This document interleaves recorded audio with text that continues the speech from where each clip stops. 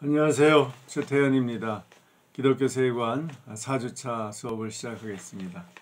먼저 여러분 죄송하고요. 제가 제 핸드폰으로 이 영상을 찍는데요. 핸드폰 용량이 좀 작아요. 32기가. 그래서 깔았던 앱도 다 지우고 그 다음에 1시간 영상 올린 다음에 또 다 지워버리고 또 다음 영상하고 이렇게 좀 거의 노이로제에 걸려서 왜냐하면 처음에 찍다가 막 9분, 10분에 끊어지더라고요. 그래가지고 무조건 지웠는데 결국 알고 봤더니 이미 유튜브에 올린 영상까지도 제 핸드폰에서 다 지워버린 거예요. 그래서 5과목을 다 지워버려서 어제 학부 수업은 일주일 만에 수업을 들어야 되기 때문에 먼저 다시 올려주고 이제 마지막으로 대학원 기독교 세관 오늘 올립니다. 예. 여러분 반갑고요. 그동안 잘 지내셨어요? 한 주간 또 건강하게 다들 지내셨죠? 여러분 부탁드릴 것은 제가 강의안을 이제는 꼭 올립니다. 이제 파워포인트가 아니라 글로 쓴 강의안을 자료실 우리 사이버 캠퍼스에 가면 학습 정보라고 있죠? 거기를 클릭하면 자료 공유라고 나옵니다. 거기에다가 매주 이 강의안을 올리니까요. 3시간짜리 강의안을 다 올립니다. 그래서 여러분 먼저 이 강의를 듣기 전에 그걸 출력하세요. 그래서 출력한 걸 보시면서 하시면은 훨씬 정확하게 제 발음이 좀 불분명하고 또 이제 거기에 사진이나 그림도 다 나오니까 그걸 보시면서 꼭 하시면 좋겠습니다. 자, 그럼 1교시 수업을 듣겠습니다. 오늘 1교시는 이제 5장 우리 교재, 이 교재 다 읽으셨죠? 복음이란 무엇인가? 이번 기회 아니면 못 읽으니까 수업할 때 꼭 읽으십시오. 5장의 전반부를 1교시에 하고요. 5장 반응, 믿음과 회개죠. 그 다음에 2교시에는 5장 후반부를 하고요. 그 다음에 3교시에는 6장이 하나님 나라에 관한 겁니다. 이렇게 수업을 진행하겠습니다. 자, 그럼 1교시에 시작을 합니다. 하나님께서 지난번까지는 이제 예수 그리스도를 통해서 우리에게 구원의 사건을 다 준비하셨죠. 그런데 그리고 우리를 이제 초대하는데 그 초대에 어떻게 우리가 반응을 하느냐를 오늘 생각해 보겠습니다. 첫째, 기독교의 복음은 먼저 하나님의 부르심으로부터 시작을 한다는 거죠. 부르시지 않고 우리가 스스로 갈 수 없는 거예요. 기독교 신앙은. 그러니까 우리가 믿는다는 게 그냥 우리가 어쩌다가 좋아서 믿는 게 아닌 거죠. 그래서 이제 특히 장로교 신학에서는 모든 것에 부르심이 있고 그 다음에 중생이 있고 우리의 회심이 있는 겁니다. 우리가 이렇게 마음으로 믿어야겠다라고 할 때 이미 하나님이 거듭나게 영적으로 하셨다라고 보는 거죠. 하나님이 먼저 하신다는 걸 강조하기 위해서 그렇게 신학적으로 생각을 하는 겁니다. 자, 그런데 부르심에 여러 경우가 있는데 제 개인적인 부르심을 조금 간증을 나누면은 저는 원래 아주 오랫동안 믿은 이 북한에서 부모님들이 다 내려오시고 아버지는 만주에서 태어나셨어요. 그래서 아주 장로교에 몇 대째 믿는 집안인데요. 저는 중학교 2학년 때 이미 기독교의 정체를 다 나름대로 파악을 하고 하나님 같은 건 없다. 그러고서 이미 마음으로 딱 절교를 했습니다. 기독교하고. 그래서 이제 끊었죠. 요즘 학원 끊듯이. 그래서 교회도 안 나가고 핑계 대고서 이제 그 당시에는 고등학교 입시가 있어서 공부한다고 그러고서 이리저리 안 나가고 그 고등학교 내내 무신론자로 살았습니다. 예, 그 무신론이 옳다고 생각했어요. 그러다가 대학에 갔는데 제가 76학번입니다. 물리학과를 갔어요. 제가 이과였습니다, 원래. 그런데 물리학과 가서 이제 교회 안 나가니까 일요일 날도 도서관 가서 공부했어요. 그래서 영어 공부를 하고 있는데 어떤 선배가 오더라고요. 좀 꺼벙하게 생긴. 그래서 잠깐만 나와서 얘기해 보세요. 요즘 같으면 신천지죠. 그런데 아니면 저 안상홍 증이네 이런. 그런데 그때는 참 순진했기 때문에 제가 예의상 나갔습니다. 그래서 들어보니까 성경을 공부하자는 거예요. 그 그런데 굉장히 진지해 보이고 그래서 진실해 보이고 그래서 이제 저도 호감이 갔는데 이제 마음에 이런 생각이 들었어요. 제가 기독교를 그래도 이제 끝내고 정리를 이제 분명히 해야 되는데 그래도 조상들이 믿었던 종교니까 한번 성경을 통해서 체계적으로 공부는 해보고 끝을 맺자 그런 생각이 들었어요. 그래가지고서 이제 따라가서 그 다음 주부터 성경 공부하게 됐습니다. 그런데 계속 제 마음에 의심과 이게 거짓말이면 어떡하지? 그리고 점점 성경을 공부했는데 그때 저 창세기, 요한복음, 로마서 이렇게 딱 공부를 하거든요. 그런데 그럴듯한데 이게 증명이 안 되잖아요. 예수님이 십자가에서 날 위해 죽었다, 부활했다 이런 것들이 지금 증명이 안 되잖아요. 그러니까 굉장히 갈등하고 있었는데 그때 이제 제가 어떤 체험도 하고 또 그러면서 이제 1년 후에 2학년 올라갈 때 예수님을 구주로 고백을 하게 됩니다. 다시 교회로 기독교 신앙을 갖고 교회로 돌아왔죠. 이렇게 사람마다 부르심이 다 다르죠. 어떤 사람은 태어날 때부터 부모님 따라서 교회 가고 유아 세례 받고 그러면서 부르심을 받는 분들도 있고 자기도 모르게 또 길에서 우연히 도를 아십니까 이런 식으로 해서 교회 예수님을 믿으십시오 해서 이렇게 또 얘기를 듣다가 믿는 사람도 있고 좀 요즘은 드물지만 그 다음에 친구 따라서 교회 갔다가 또 예배 때 감동받고 찬양 부르다 감동받아서 믿는 사람도 있고 어떤 책을 보고 믿는 사람도 있어요. 어떤 분은 C.S. 루이스의 책들을 읽다가 부르심을 받았다. 그런 분들도 있습니다. 그래서 이 기독교는 믿음의 부르심으로부터 시작을 합니다.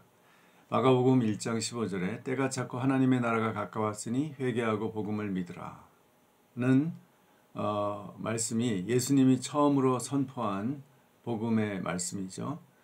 하나님 나라가 여기 가까이 왔다는 것은 그냥 지금 막 왔다는 뜻입니다. 그러니까 안 믿을 수 없는 거죠. 회개하고 복음을 믿어야 된다는 거죠. 그 다음에 너희가 사도행전 2장 38절에 너희가 회개하여 각각 예수 그리스도의 이름으로 세례를 받으라. 이것이 초대죠. 복음의 초대입니다.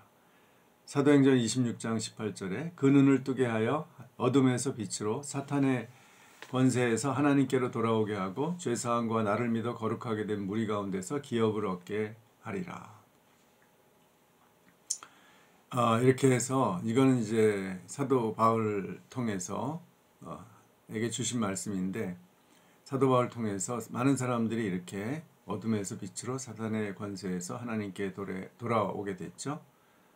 그래서 죄사함을 받고 예수 그리스도를 믿어서 거룩하게 됐죠. 그것이 오늘날 기독교 로마 제국을 통해서 이렇게 전파된 기독교죠. 둘째, 이 믿음은 어떤 성격을 갖느냐. 이 부르심, 자기한테 뭔가 하나님께서 오셔서 자기 마음을 건드릴 때 이 부르심에 대해서 어떻게 반응하느냐. 근데 그 반응은 신뢰라는 거죠. 즉, belief is trust라는 거죠. 그냥 인간적으로 한번 믿어보는 거죠. 그래서 여기 책에 보면 재미있는 예화가 나오는데요. 이 저자인 그레 길버트가 이제 자기 아들에게 1살짜리 자기 아들한테 수영을 가르치는 그런 이야기가 나옵니다. 그러니까 좀 심했죠. 어떻게 한 살짜리 아기한테 물속에 뛰어들려고 그래요. 그러니까 이제 아들이 아빠를 보더니 도저히 믿을 수가 없어서 이 아빠가 미쳤나 나를 죽이려고 그러나 막 이렇게 온갖 고민을 하다가 이제 아빠가 물속에 첨벙 뛰어들어서 자 아들아 아빠가 여기 있잖아 내가 잡아줄게 약속 그러고서 이제 안아줄 태세를 하니까 그때서야 아들이 아빠를 믿고 여전히 불안하지만 풍덩하고 뛰어들었다는 얘기입니다. 그러니까 이 믿음이라는 것은 처음부터 이렇게 100% 우리가 100% 믿고 이렇게 받아들이는 게 아니라는 거죠. 약간 긴가민가 옛날에 저처럼 이거 좋기는 좋은데 믿어지지는 않고 그럴 때 일단 신뢰하고 한번 뛰어드는 것이죠. 그래서 이제 키에르케고르 같은 기독교 철학자는 믿음은 결단이라는 것을 굉장히 강조했습니다. 내 스스로 단독자로서 하나님 앞에서 논리적으로나 경험적으로나 이게 다 이렇게 딱 맞아 들어가지 않고 100% 확신이 안 가지만 하나님께로 이렇게 키에르케고르는 슈프룽 독일 말로 이렇게 허들을 넘듯이 확 뛰어버리는 거죠. 도약하는 거죠. 이제 그런 것이 믿음의 성격이다라는 거예요. 이 신뢰, 일단 신뢰하고 한번 해보는 거. 그래서 우리가 예수님을 지금 볼 수가 없잖아요. 내가 직접 베드로처럼 이렇게 도마처럼 만져볼 수가 없잖아요. 그렇지만 우리를 죄에서 구원하실 예수님에 대해서 성경이 증언하는 이 진리의 기초에서 이 약속을 믿고 신뢰를 해보는 거죠. 그러한 믿음의 모델이 성경에는 대표적인 사람이 아브라함이죠. 로마서 4장 18절에서 21절까지 이렇게 말합니다. 아브라함이 바랄 수 없는 중에 바라고 믿었으니 이는 내 후손이 이와 같으리라 하신 말씀대로 많은 민족의 조상이 되게 하려 하심이라. 그가 하나님의 약속을 의심하지 않고 믿음으로 견고하여져서 하나님께 영광을 돌리며 약속하신 그것을 또한 능히 이루실 줄을 확신하였으니. 여기서 아브라함의 그 믿음이 뭐예요? 바랄 수 없는 중에 자기가 75세의 부르심을 받아서 85세 하나님이 또 그때 나타나셨는데 그때 자기 아내는 이미 아이를 낳을 수 없는 상황이었고 거의 포기했죠. 그런데 하나님께서 아니다. 내 몸에서 아이가 후손이 나올 것이다. 해서 또 그것을 믿고 99세까지 간 거죠. 그런데 하나님께서 내 아내 사라를 통해서 내 자손을 주시겠다. 자손이라는 건 아들을 그 당시에 말하는 겁니다. 아들을 통해서 그 후계자가 이어지기 때문에 그것을 자기 현실을 볼 때는 믿을 수 없지만 하나님이 약속하셨으니까 믿는 거죠, 무조건. 그런 것이 이제 믿음의 성경적 믿음의 모델이다라는 거죠. 그래서 예수 그리스도의 복음도 우리가 아브라함처럼 할 것을 요구하는 겁니다. 즉 예수님을 우리가 받아들이고 그가 하시겠다고 이루시겠다고 약속하신 것을 그냥 믿는 거예요. 단순하게 의지하고 신뢰하는 겁니다. 그런데 이게 이제 머리가 크고 경험이 많아지고 자기가 아는 게 많아지면 잘 안 됩니다. 특히 이제 현대 신학자들 보면 제가 느끼는데 이제 요즘 유럽에는 그런 소위 포스트 크리스텐덤 시대라고 해서 기독교 이후의 시대, 이제는 기독교를 고지식하게 믿는 거는 이제 옛날 사람들이고 자기네 조상들이고 이제는 믿지 않는 게 트렌드라는 거예요. 이런 트렌드에 따라서 많은 그 신학자들조차도 목회자들 중에도 소위 제3시대 그래가지고서 더 이상 그리스도가 유일한 구세주가 아니라 우리의 어떤 인간적으로 추구하는 어떤 신념이나 또는 여러 신앙들을 통해서도 그 하나님에게로 갈 수 있다. 이런 소위 다원주의적 사고를 하는 분들이 꽤 있습니다. 이제 그거는 바로 이 원칙을 아브라함의 원칙을 무시하는 거죠. 우리가 하나님께서 나를 무조건 믿어라. 네가 나를 다 모르지만 그럴 때 무조건 믿는 거고 성경의 그 하나님의 약속을 믿는 것. 그러기 때문에 우리가 IQ가 아무리 높고 공부를 아무리 많이 해도 믿는 겁니다. 그 기독교의 2000년 동안 우리의 믿음의 그 뿌리고 그것이 믿음의 본질이죠. 죄송합니다. 제가 물 한 잔 마시. 자, 그런 신뢰의 인간적인 차원에서 믿음의 가장 극치가 뭐냐면 도저히 믿을 수 없는 의심으로 가득 찼을 때, 그리고 어떤 신앙생활 하다가 절망했을 때, 그럴 때 또 무조건 믿는 것, 그것이 신뢰의 극단적인 예죠. 제가 존경하는 분이 한 분 있는데, 제가 대학생 때부터 그분의 책을 읽었는데요. 이 하나님의 지하운동이라는 책인데요. 리차드 범브란트 목사라는 분인데, 이분은 루마니아의 유대인입니다. 원래 그러다가 젊었을 때 전도를 받고 어떤 농부 할아버지의 전도를 받아서 신앙을 갖게 되었고, 하여튼 젊을 때 뭐 잘 나갔죠. 사업도 하고. 그러다가 신앙을 갖고 루터교 목사가 됐습니다. 그런데 1944년에 그 이전에도 이 루마니아에는 나치하고 동맹국이었잖아요. 그래서 굉장히 루마니아에서 유대인들을 박해하고 학살하고 이런 일들이 많이 있었는데요. 그런데 이제 스탈린의 붉은 군대가 1944년에 루마니아를 점령합니다. 그러고 나서 이제 완전히 뒤바뀌어서 공산당이 이제는 모든 종류의 기독교인들을 감옥에 집어넣고 학대하고 또 죽이고 또 이제 개종 무신론으로 개종을 강요하고 이런 일들이 일어나게 되죠. 수십 년 동안 차우체스쿠가 이제 죽을 때까지 그랬죠. 그런데 이제 리차드 범브란트 목사는 14년 동안 감옥 생활을 했는데요. 총 그 중에 3년 동안은 지하 100m에 있는 이제 감옥 독방에 갇혔습니다.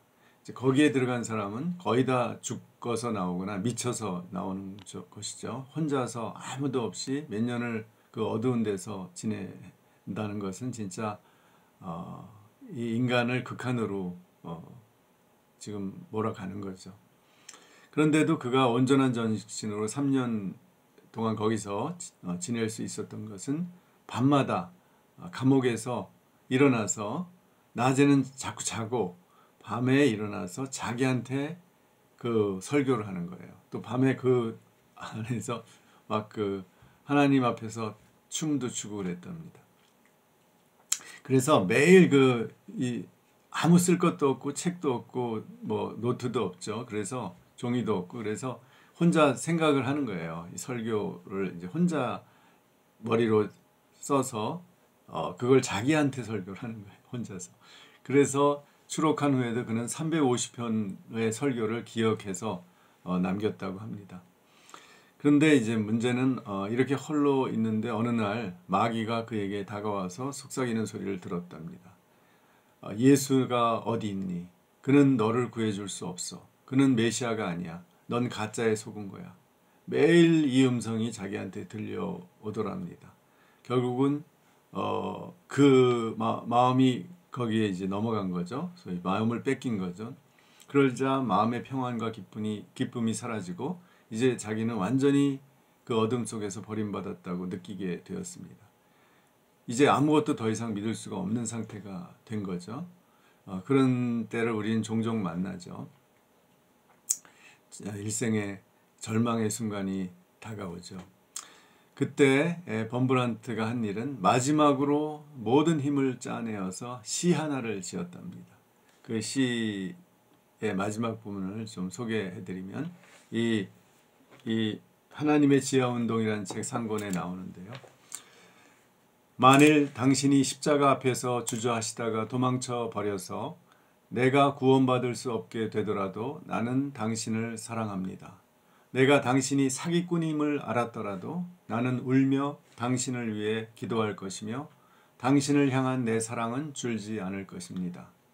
당신이 신화적 존재에 지나지 않는다면 나는 현실을 떠나 당신과 함께 꿈속에서 살겠습니다. 그들이 당신이 존재하지 않는다고 증명한다 할지라도 당신은 나의 사랑에서 생명을 얻어 존재하게 될 것입니다. 나의 사랑은 아무 동기도 없는 미친 듯한 사랑입니다. 주 예수여 이것으로 만족해 주세요.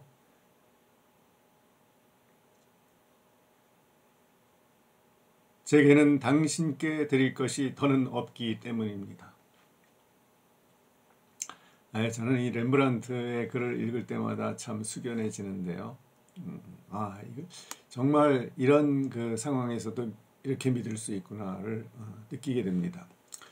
그가 이 시를 다 끝내자 이제 더 이상 마귀가 자기한테 가까이 와서 속삭이는 그 소리가 들리지 않게 되고 결국 사라져 버렸답니다. 그는 그 어둠 속에서 그리스도의 입맞춤을 느꼈고 다시 마음속에 평안과 기쁨이 넘쳤다고 합니다. 더 이상 믿을 수 없는 그 절망과 의심 속에서 그냥 아무 조건 없이 하나님을 믿고 그리스도를 사랑하는 것, 그것이 바로 신뢰의 극치다라는 것을 이제 범브란트는 보여줬습니다. 세 번째는 믿음은 우리가 의롭다는 판결을 가져오는 겁니다. 이것이 우리에게 결정적인 거죠. 정확하게 우리가 신뢰하는 그 내용, 물론 우리가 처음에 부르심을 받았을 때 이 내용을 다 이해하지 못하는 수도 있습니다. 그러나 이미 그 내용은 성경에 정확히 나와 있고 결국은 우리가 믿는다는 것은 뭐 교리를 다 모르고 성경을 다 안 읽어도 일단 믿으면 우리에게 이 일이 일어나는 거죠. 그것을 우리는 몰라도 하나님은 우리에게 일으키는 거죠. 우리가 신뢰하게 되는 내용은 뭐냐면 예수님의 십자가 죽음을 통해 우리의 모든 죄, 우리의 반역, 우리의 악함, 심지어 우리의 약함까지도 예수님에게 전가되고 예수님의 부활하신 생명과 그의 의로움이 그 대신에 우리에게 전가된다라는 것을 믿는 겁니다. 그래서 이제 완전히 바뀌는 거죠. 우리께 다 예수님이, 우리의 나쁜 건 예수님이 다 가져가고 예수님의 좋은 것을 우리에게 다 주셨죠. 그럼 우리에게는 좋은 것만 있는 거죠.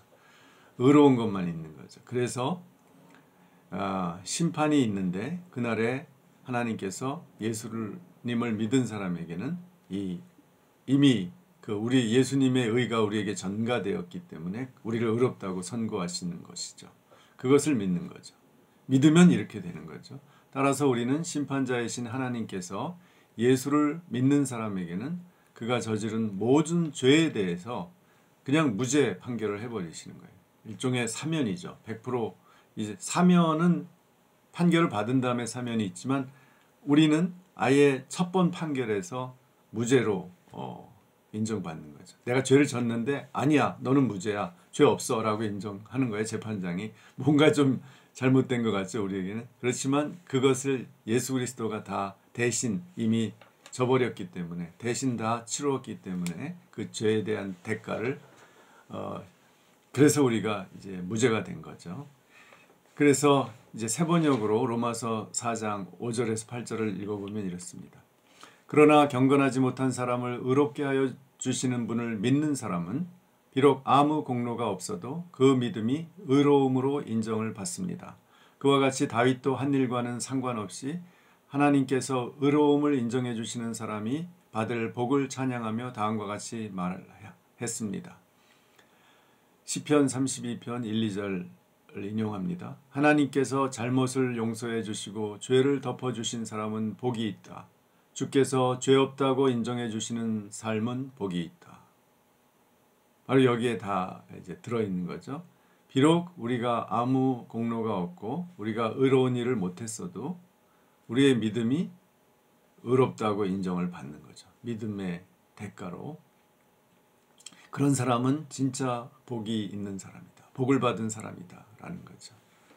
그러니까 믿음은 결국은 우리가 복받기 위해 믿는다, 이런 소위 기복주의적인 표현이 있는데요.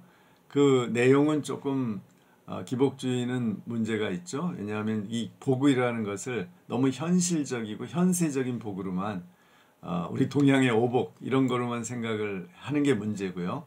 그러나 여기서 바로 우리가 우리의 죄를 용서받는 것 자체가 가장 큰 복이라는 거죠. 그리고 우리가 죄인인데 하나님이 우리를 의롭다고 인정하고 무죄 선고를 하시는 것이 가장 큰 복이라는 거죠.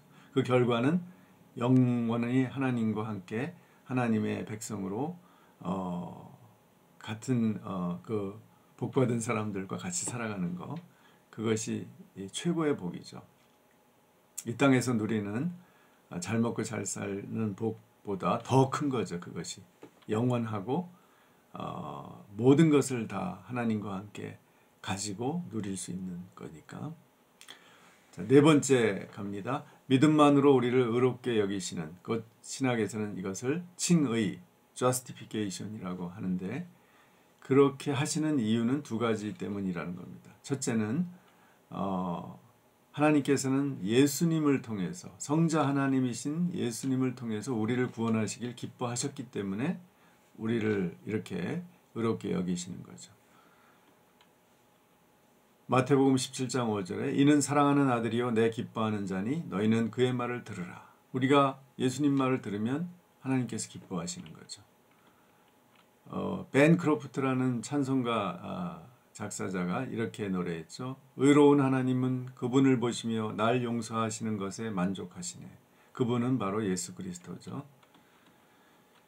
두 번째 이유는 하나님은 우리가 회개할 때 우리를 긍휼히 여기시는 거죠. 하나님은 그 피조물인 인간이 회개하는 것을 원하세요. 왜냐하면 우리가 타락한 것은 하나님 명령을 거부하고 그 하나님을 무시한 것 때문에 그렇죠. 그런데 그 반대로 우리가 잘못했다는 것을 인정하고 회개할 때 하나님이 우리를 긍휼히 여기시며 불쌍히 여기시며 기뻐하시는 거죠. 에스겔 33장 11절에 나는 악인이 죽는 것을 기뻐하지 아니하고 악인이 그 길에서 돌이켜 떠나 사는 것을 기뻐하노라. 하나님 마음이 그렇다는 거죠. 신약 성경의 누가복음의 탕자의 비유에서도 누가복음 15장 10절에 이와 같이 죄인 한 사람이 회개하면 하나님의 사자들 앞에 기쁨이 되느니라. 또 탕자의 아버지가 이렇게 말합니다. 이는 내 아들은 죽었다가 다시 살아났으며 내가 잃었다가 다시 얻었노라 하니 그들이 즐거워하더라. 이것이 바로 하나님의 마음을 예수님께서 우리에게 알려주신 거죠. 누가복음 13장 3절에는 너희도 회개하지 아니하면 다 이와 같이 망하리라. 그러니까 회개를 하나님께서 그렇게 중요하게 생각하신다는 거죠. 사도행전 3장 19절에 회개하고 돌이켜 너희 죄 없이 함을 받으라.